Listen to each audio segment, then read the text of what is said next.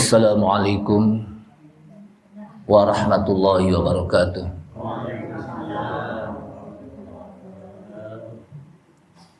Bismillahirrahmanirrahim. Alhamdulillahilladzi arsala rasulahu bil huda wa dinil haqq liyuzhirahu 'alad dini kullih wa kafa billahi shahida. Wassalatu wassalamu ala Rasulillah Sayyidil Mustafa wa ala alihi wa sahbihi ahli sidqi wal wafa. Amma ba'du, qala Allah Ta'ala fi kitabihil karim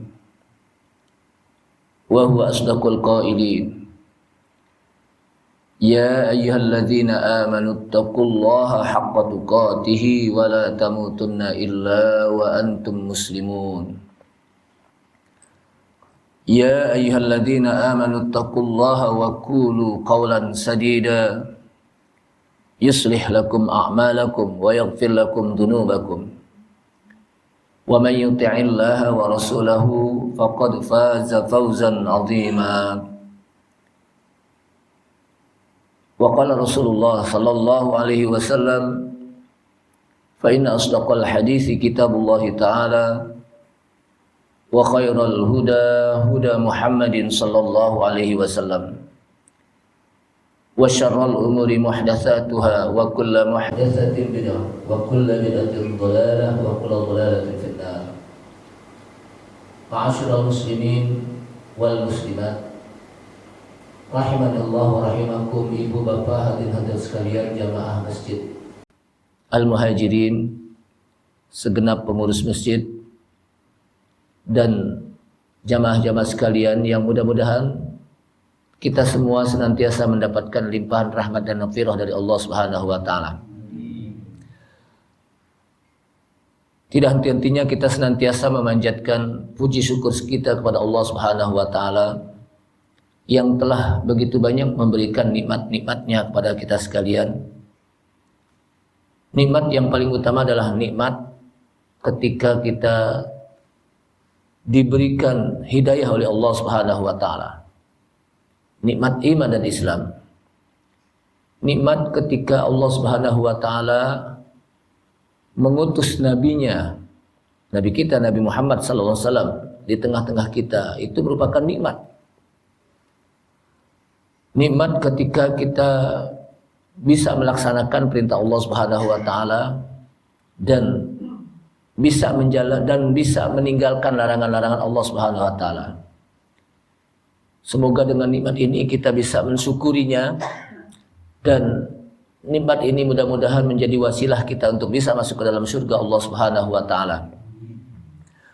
Salawat serta salam tak lupa kita sampaikan kepada Nabi kita Nabi Muhammad sallallahu alaihi wasallam beserta para keluarganya, para sahabatnya, para pengikutnya yang senantiasa istiqamah di dalam menjalankan sunnah-sunnahnya. Hadirin rahimakumullah, karena suasana Rabiul Awal, maka saya ingin sampaikan ayat Al-Quran yang berbunyi tentang wazkuru ni'matallahi alaikum. Sebelumnya saya baca dulu ayatnya. A'udzu billahi minasy syaithanir rajim. Bismillahirrahmanirrahim. Wa'tasimu bihablillahi jami'an wa la tafarraqu.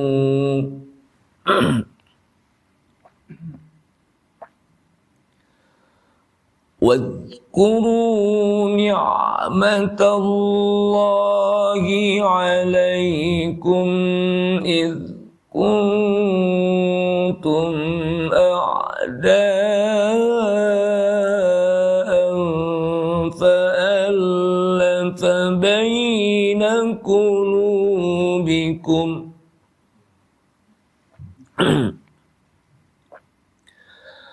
فألف بين قلوبكم فأصبحتم بنعمته إخوانا وكنتم على شفا حفرة من النار فأنقذكم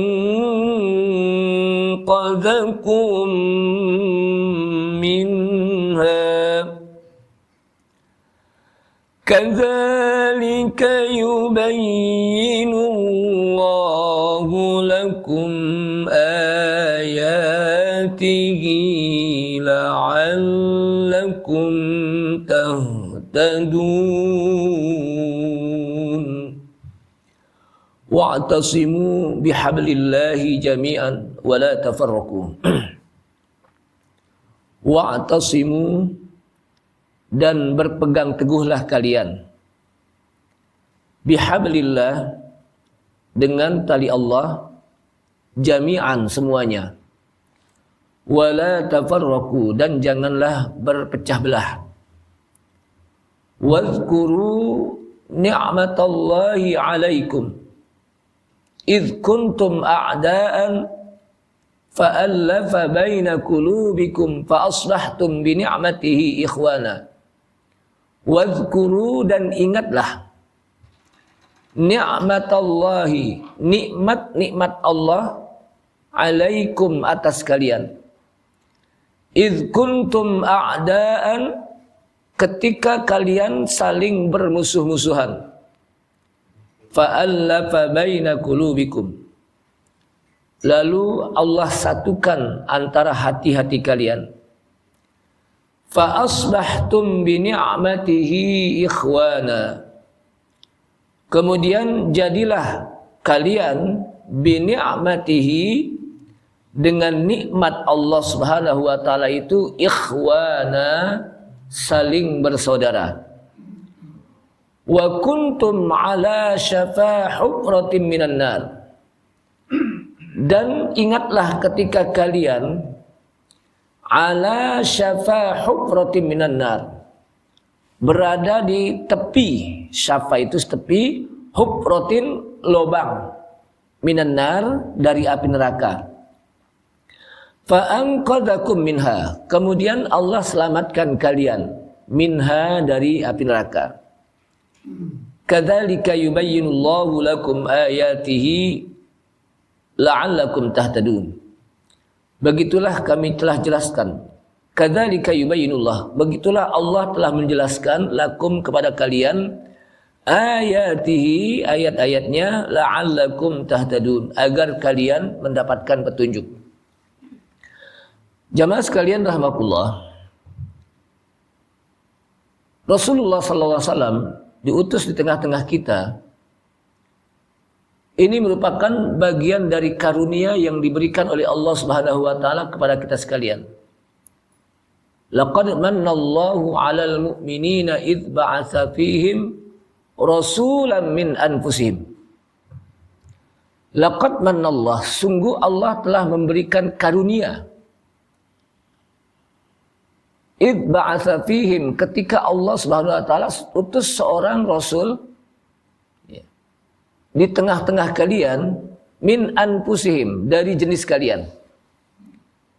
Ayat ini menjelaskan ketika Allah Subhanahu wa taala turunkan Nabi kita Nabi Muhammad SAW, itu bagian dari karunia yang diberikan oleh Allah Subhanahu wa taala kepada kita sekalian. Dan Rasulullah SAW diutus itu merupakan hasil dari doa Nabi Ibrahim.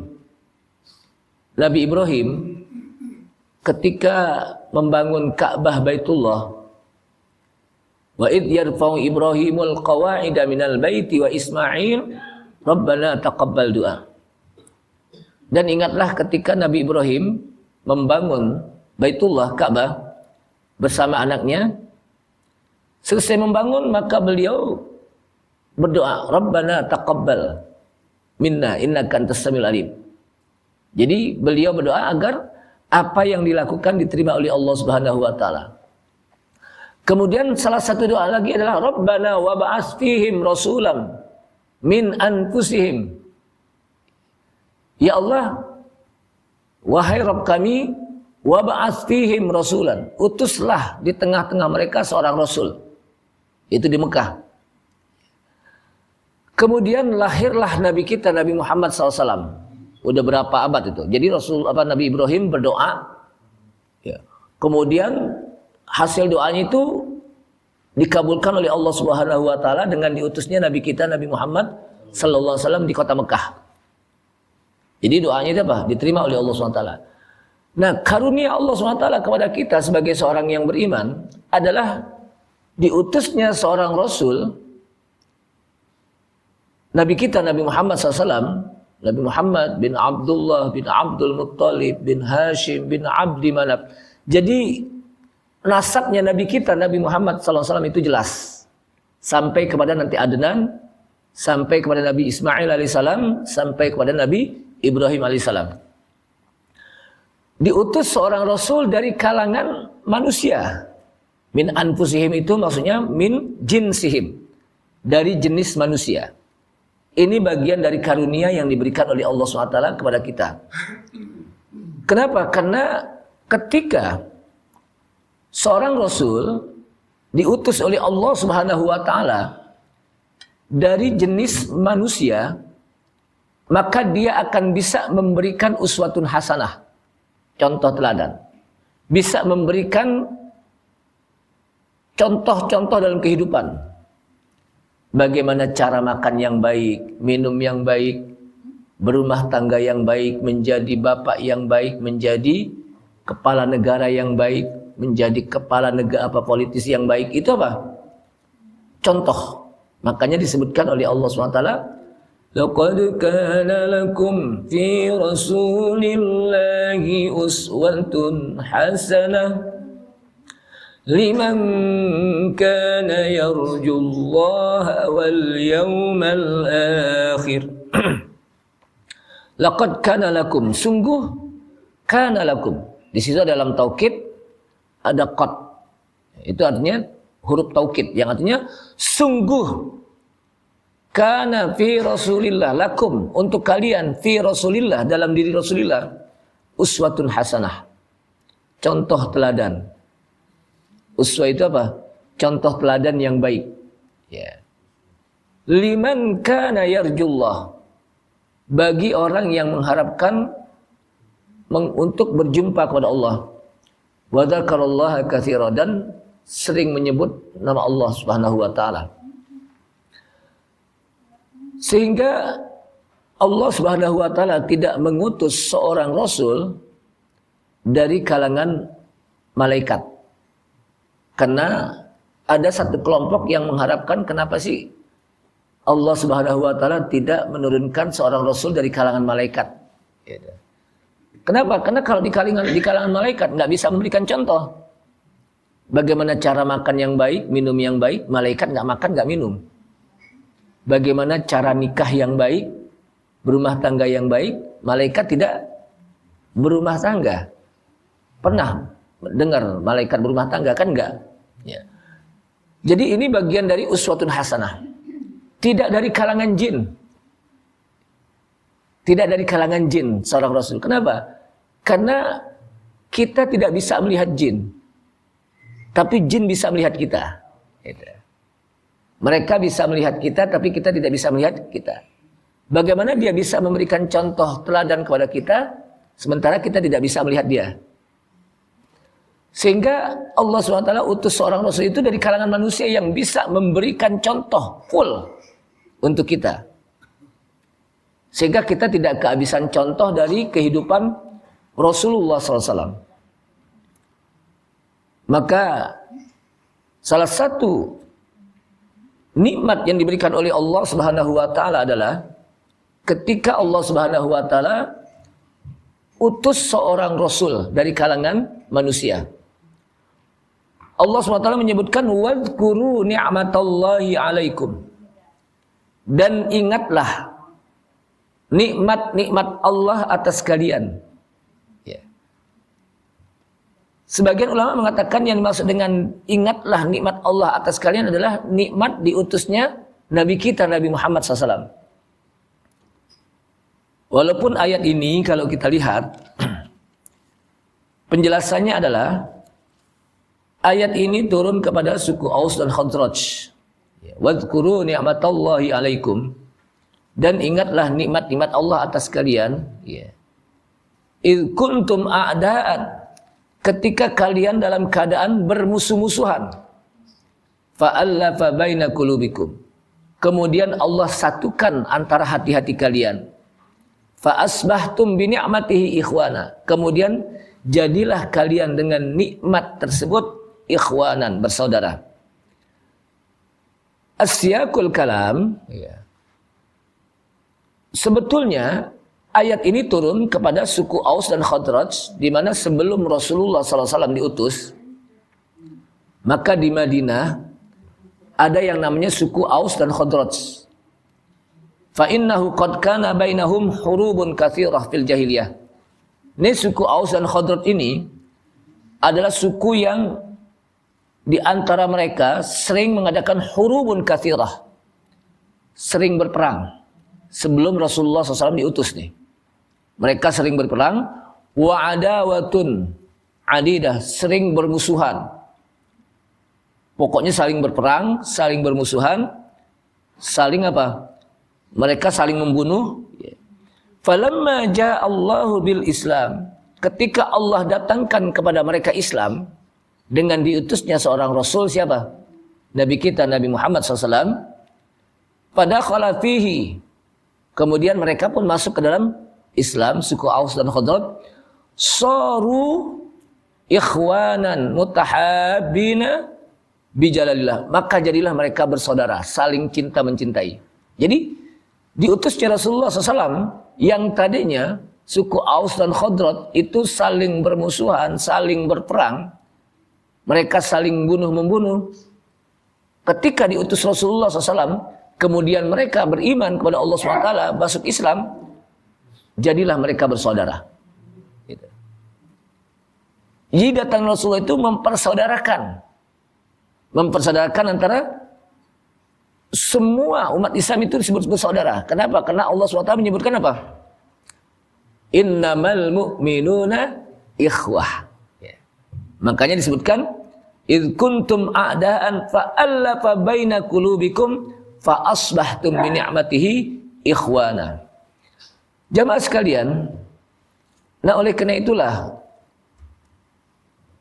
kita wajib syukuri sebagai umat Rasulullah SAW dan wajib mencintai Nabi kita Nabi Muhammad SAW. Mencintai Nabi tidak cukup hanya sebatas mulut. Kenapa? Karena kalau hanya sebatas mulut, sebatas lidah nggak bertulang. Ada gak lidahnya yang bertulang? Mungkin kalau lidah bertulang nggak bisa ngomong kali ya. Kenapa? Lidahnya kaku. Makanya ada apa? Memang lidah tak bertulang, tak terbatas kata-kata. 1000 janji, macam-macam dah itu ya. Jamaah sekalian, jadi tidak cukup hanya sebatas saya sih cinta kepada Rasulullah. Saya sih cinta kepada Nabi Muhammad SAW, tapi nggak sholat. Saya cinta kepada Rasulullah SAW, tapi nggak bisa baca Quran. Itu hanya cintanya rayuan gombal, yang cuman sekedar ngomong doang, omdo. Tapi bagaimana cinta ini diaplikasikan, direalisasikan? Kata orang, ketika kita mencintai sesuatu, maka di situ yang pertama, apa yang kita cintai sering disebut-sebut namanya. Jadi kalau kita mencintai sesuatu, apa yang kita cintai sering disebut nama-namanya. Apa yang kita cintai sesuatu? Kita mencintai batu cincin umpamanya. Ini namanya batu cincin, wah, disering sebut-sebut tuh. Di mana aja kalau dia pakai batu cincin sering. Ini batu cincin aneh luar biasanya. Wah, digosok-gosok gitu. Tiap hari. Kenapa? Cintanya apa? Batu cincin. Nah. Yang kedua, ketika dia cinta, maka dia senang ketika ada orang yang menyebut namanya. Sejarahnya disebut namanya itu udah wah, luar biasa. Senang banget orang ketika apa? Menyebut nama yang dia cintai. Yang ketiga, ketika dia mencintai sesuatu, maka dia berkorban, mau berkorban demi apa yang dia cintai. Apapun yang dia perintahkan oleh orang yang mencintai, pasti dia mau berkorban. Walaupun hujan gerimis. Tadi itu. Dia berkorban tetap walaupun hujan-hujan. Nah, begitu juga ketika kita mencintai Rasulullah SAW, maka kita sering menyebut-nyebut namanya. Kenapa? Karena kita cinta. Dengan cara apa? Baca salawat. Allahumma salli ala Muhammad wa ala ali Muhammad kama sallaita ala Ibrahim. Senang kita dengan menyebut-nyebut namanya. Kemudian yang kedua, sering menceritakan kebaikannya. Biasanya kalau kita mencintai sesuatu itu apa? Sering kita ceritakan kebaikannya kan? Oh, ini kebaikannya begini, kenapa saya cinta? Nah, begitu juga kita senang bagaimana menyebut sejarah Rasulullah SAW. Kita senang menyebut bagaimana sejarah orang-orang yang dicintai Rasulullah SAW. Seperti para sahabat. Senang gak? Senang. Nah, sekarang ini banyak orang yang ngaku cinta kepada Rasulullah SAW, tapi nggak tahu sejarah Rasulullah SAW. Ditanya, siapa sih namanya Rasulullah? Bapaknya atau ibunya? Kira-kira kalau saya tanya, siapa sih ibunya Rasulullah? Namanya siapa? Aminah binti Wahab. Aminah binti Wahab. Nggak tahu dia anak-anak sekarang tuh nama apa? Ibunya Rasulullah. Nama bapaknya siapa sih? Abdullah. Abdullah bin siapa? Bin Abdul Muttalib, bin Abdi Manaf, bin Hashim. Terus sampai kepada Nabi Ibrahim alaihissalam. Nama kakeknya siapa? Nama anak-anaknya siapa? Nah, saya tanya, anak-anaknya berapa orang nih? Anak yang pertama siapa namanya? Qasim. Maka Rasulullah SAW disebut Abul Qasim, bapaknya Qasim. Nah, oleh karena itulah senang ketika disebut sejarahnya, bagaimana aspek kehidupannya, senang. Dan yang ketiga mau berkorban. Kita lihat bagaimana para sahabat mau berkorban demi mengungkapkan rasa cinta mereka kepada Rasulullah SAW. Abu Bakar As-Siddiq. Abu Bakar As-Siddiq itu bukan hanya berkorban hartanya saja, tapi jiwa, raga, keluarga. Itu Abu Bakar As-Siddiq. Makanya Abu Bakar As-Siddiq itu orang yang merupakan afdhalus sahabah. Sahabat yang paling utama adalah Abu Bakar As-Siddiq. Nah, Abu Bakar As-Siddiq ketika ditawarkan untuk siapa yang ingin menafkahkan hartanya di jalan Allah Subhanahu wa taala, ketika ditawarkan oleh Rasulullah sallallahu alaihi wasallam, maka seluruh hartanya itu diberikan. Enggak tanggung-tanggung, seluruh hartanya, bayangkan. Kemudian ditanya, "Ya Abu Bakar, apa yang engkau sisakan untuk keluargamu?" Apa kata Abu Bakar? "Saya serahkan kepada Allah Subhanahu wa taala dan Rasulnya." Jadi ini imannya luar biasa Abu Bakar. Jadi enggak pakai mikir-mikir lagi. Biasanya kan kalau kita mikir, ngeluarin duit suka mikir. Ini yang di kantong ada berapa nih? Ada 5.000, ada 100.000, ada 50.000. Lewat tromol. Pas keluar yang dicomot 50.000. Ya, 50.000. Coba yang 2.000 padahal. Coba yang 2.000. Padahal kita harus bersyukur yang dicomot 50.000 atau 100.000. Kalau kita mengatakan, ya coba 2.000. Pahala kita habis tuh. Kenapa? Kita nyesal ibadah. Tapi kalau kita mengatakan, alhamdulillah yang dicomot 100.000, akhirnya masuk tromol. Coba kalau 2.000, pahalanya dikit. Kadang-kadang disisain tuh. Ini yang buat tromol, ini yang buat apa? Buat entar saya nih. Jadi apa? Tapi Abu Bakar enggak. Pokoknya seluruh hartanya diserahkan, bayangkan. Sampai Rasul mengatakan, Abu Bakar, untuk keluargamu, anakmu, istrimu, apakah engkau sisakan? Saya serahkan kepada Allah Subhanahu wa taala. Rasul, bayangkan. Luar biasa imannya. Makanya kata Rasulullah, kalau imannya Abu Bakar ditimbang dengan kebanyakan orangnya di dunia, niscaya imannya Abu Bakar itu lebih berat. Kenapa? Karena Abu Bakar itu luar biasa dalam ibadahnya. Yang paling banyak memerdekakan budak Abu Bakar, yang paling banyak menafkahkan hartanya Abu Bakar, yang paling banyak menolong orang Abu Bakar, yang paling banyak mengislamkan orang juga Abu Bakar. Itu dari 10 orang sahabat yang masuk surga, yang dijamin masuk surga, maka semuanya itu disebabkan karena Abu Bakar As-Siddiq radhiyallahu anhu. Di saat Rasulullah SAW menyampaikan tentang Isra Mi'raj, kemudian yang pertama sekali langsung menerima peristiwa itu adalah Abu Bakar As-Siddiq. Nggak pakai dipikir-pikir lagi. Pokoknya apa yang diucapkan oleh Rasulullah SAW lebih dari peristiwa Isra Mi'raj, saya akan imani. Makanya disebut dengan As-Siddiq, orang yang selalu membenarkan Nabi Muhammad SAW. Pernah satu kali Abu Bakar As-Siddiq, beliau bersama-sama sahabat lain sedang duduk-duduk di hadapan Rasulullah SAW. Ya. Kemudian Rasulullah bertanya, wahai para sahabat, siapa di antara kalian yang hari ini sedang berpuasa? Sahabat lain diam. Maka Abu Bakar yang menjawab, saya ya Rasulullah. Bayangkan. Kemudian ditanya lagi, wahai para sahabatku, siapa yang hari ini sudah menyolatkan orang yang meninggal dan mengantarkan ke kuburannya? Para sahabat yang lain diam. Abu Bakar yang jawab, saya ya Rasulullah. Ditanya lagi, wahai para sahabatku, siapa yang hari ini sudah membantu menolong orang yang kelaparan? Para sahabat lain diam. Yang jawab siapa? Abu Bakar, saya ya Rasulullah. Jadi setiap apa yang disampaikan oleh Rasulullah SAW dalam kebaikan-kebaikan, itu semuanya dilakukan oleh Abu Bakar As-Siddiq. Makanya kata Rasulullah, nanti kamu akan masuk ke dalam surga dengan dari pintu yang mana saja yang kau mau kehendaki. Kenapa? Karena semua amalan itu dimiliki oleh Abu Bakar As-Siddiq, keunggulannya.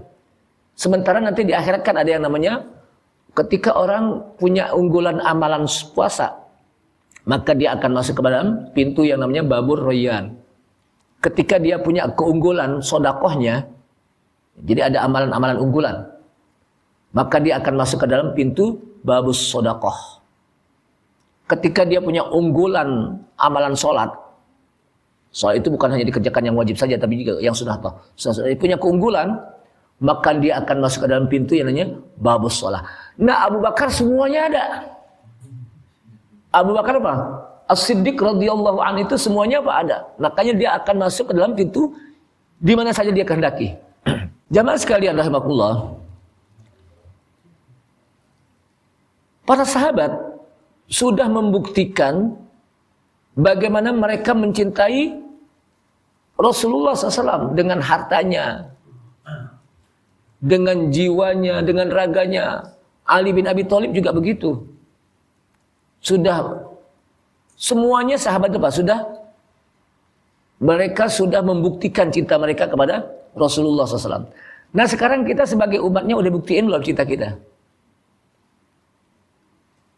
Nah sekarang ini ketika Rasulullah nggak ada tengah-tengah kita, bagaimana bukti cinta kita kepada Rasulullah SAW? Itu disebutkan dalam ayat Al-Quran sebetulnya. Di dalam surat Al-Imran. Qul in kuntum tuhibbunallaha fattabi'uni yuhibbukumullah. Ini suara saya lagi agak sember nih hari ini nih. Dari semalam ya. Qul in kuntum tuhibbunallaha fattabi'uni yuhibbukumullah wa yaghfir lakum dzunubakum. Wallahu ghafurur rahim. Ini salah satu yang disebutkan oleh Allah SWT di dalam ayat Al-Quran. Qul, katakan hai Muhammad, in kuntum tuhibbunallah, jika kalian mencintai Allah, fattabi'uni, ikutilah ajaranku. Itu ikutilah sunnahku. Ikutin ajaran Rasulullah. Ikutin sunnah Rasulullah. Yuhibbukumullah. Allah pun akan mencintai kalian. Kalau kita mengikuti apa yang diajarkan oleh Rasulullah SAW, apa yang dilaksanakan dengan sunnah-sunnahnya, kita ikuti, Allah akan mencintai kita. Kalau Allah Subhanahu wa taala mencintai kita, yuhibbukumullah. Allah akan mencintai kalian. Kalau Allah sudah mencintai kita, yaghfir lakum dzunubakum wa yaghfir lakum, Allah akan mengampuni dosa-dosa kita. Wallahu ghafurur rahim. Dan Allah Maha Pengampun lagi Maha Penyayang. Nah, ini salah satunya bukti cinta kita kalau kita melaksanakan ajaran Rasulullah SAW. Kita melaksanakan sunnah-sunnah yang disampaikan oleh Rasulullah SAW. Tidak keluar dari garis yang disampaikan oleh Rasulullah SAW.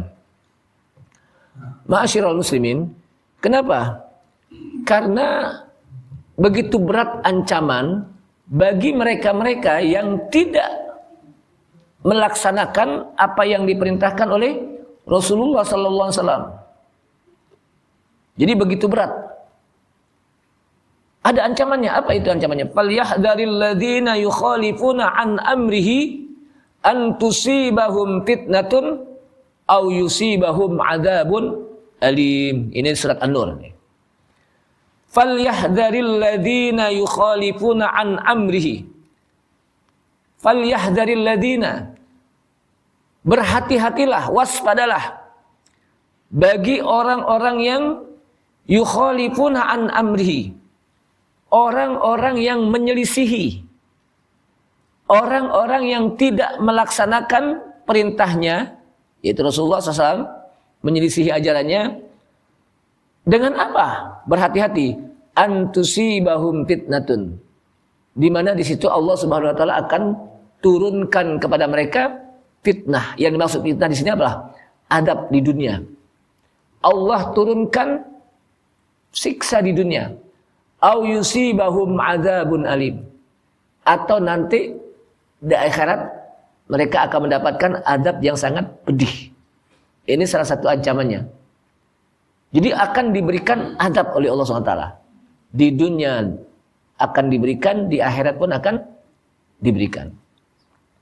Bahkan di dalam surat ayat lain juga disebutkan, Qul in kana aba'ukum wa abna'ukum wa ikhwanukum wa azwajukum wa ashiratukum wa amwalun iqtarabtumuha wa tijaratun takhshawna kasadaha wa masakinu tardawnaha ahabba ilaikum minallahi wa rasulih wa jihadin fi sabilih fatarabbasu hatta ya'tiyallahu bi amrih ila akhir ayat.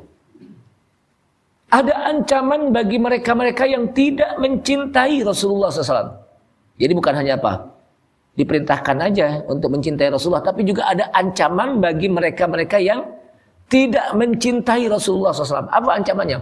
Qul, katakan hai Muhammad, in kana aba'ukum, jika bapak-bapak kalian, wa abna'ukum, dan anak-anak kalian, wa ikhwanukum, dan saudara-saudara kalian, wa azwajukum, dan pasangan hidup kalian, wa ashiratukum, dan keluarga kalian, wa masakinu tardawnaha, dan rumah-rumah yang kalian senang untuk tinggal di dalamnya, wa tijaratun takhshawna kasadaha, perniagaan perdagangan yang kalian takut untuk rugi. Qul in kana aba'ukum wa abna'ukum wa ikhwanukum wa azwajukum wa ashiratukum wa amwalun iqtarabtumuha, harta-harta yang kalian cari setiap hari, rumah-rumah yang kalian tinggal senang di tempatnya, dan perniagaan yang kalian khawatir untuk merugi. Itu semuanya, kata Allah SWT, ahabba ilaikum minallahi wa rasulih, itu semuanya lebih kalian cintai ketimbang Allah Subhanahu wa taala dan Rasulnya. Ahabba ilaikum minallahi wa rasulih wa jihadin fi sabili, dan berjihad di jalan Allah. Fatarabbasu, ancamannya apa? Fatarabbasu, maka tunggulah. Kata para ulama, fatarabbasu berarti yang dimaksud dengan ancaman tunggulah, maksudnya adalah di sana ada adab Allah SWT. Yang Allah Subhanahu wa taala tidak memberitahukan kapan datangnya, berbentuk apa. Fatarabbasu hatta ya'ti Allahu bi amri, sampai datang keputusan Allah di tengah-tengah mereka. Jadi ada ancaman Allah bagi mereka-mereka yang mereka lebih mencintai harta, dunia, rumah. Mereka mencintai apa? Dunia ketimbang Rasulullah SAW. Itu ada ancamannya. Nah, oleh karena itulah jamaah sekalian rahimakumullah, mensyukuri nikmat ketika Rasulullah SAW diutus di tengah-tengah kita adalah dengan bagaimana kita back kembali kepada sunnah Rasulullah SAW. Yang tadinya nggak bisa sholat, pelajari tentang sholat yang benar. Yang tadinya nggak bisa baca Quran, pelajari bagaimana tata cara baca Al-Quran. Kenapa? Itu diperintahkan oleh Rasulullah. Jamaah sekalian, kita kembali kepada ayat wa'tasimu bihablillahi jami'an wala tafarraqu. Wa'tasimu, dan berpegang teguhlah kalian dengan tali Allah semua, wala tafarraqu, dan janganlah kalian berpecah belah.